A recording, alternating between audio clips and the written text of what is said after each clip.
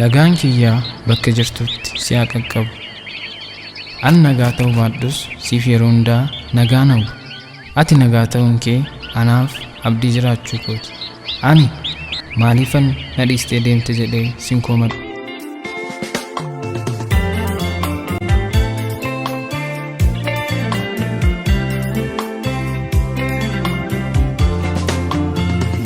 Xiqqoof baay'ee si miidhullee dogoggoree si aarsullee dogoggoree maaliifan na dhiistee deemte jedhee sin komadhu. Sababiin isaas yeroo kanatti kan ana waliin jiru araada koo sababii siif ta'e kana qofa. Yeroo tokko tokko araada koo kana baay'een jibba si waan na dhabsiiseef, garuu araadi koo anaaf baay'ee amanamaadha. Lubbuutii agaabbinaan dhaanini si miidhullee si aarsullee naaf deebi'i miidhama kee jaalalaan wal'aani.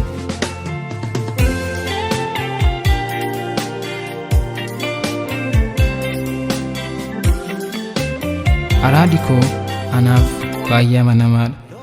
Yeroo hundumaa gadda koo na irraanfachiisa, garuu waan tokko qofaa dadhabe siin dagachuu. Yeroon tarkaanfii tokko fuulduratti tarkaanfadhu ammas bakka saniin jira yaadannoo kee waliin wallaansoo wal qaba.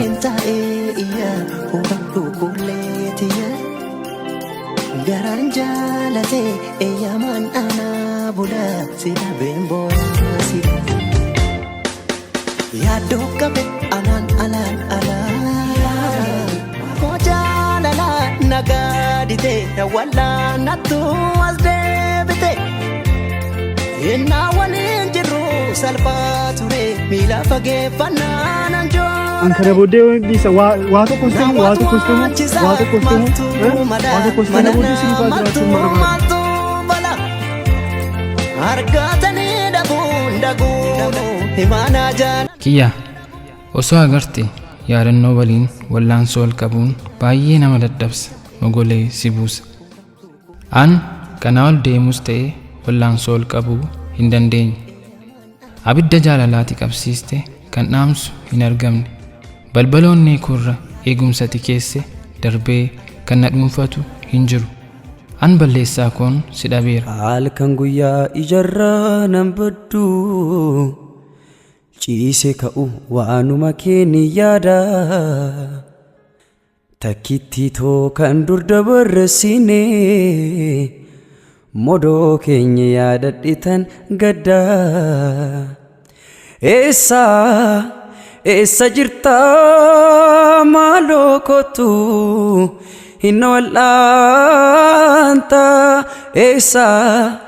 eessa jirta maaloo kottu hin wal'aanta. Yeroo tokko tokko waan lama jaallatta kam akkasii caalu yeroo sanatti hin beektu. Hunduu erga darbee sii gala. Amma ani bakka saniin jira iddootti na dhiistee deemte.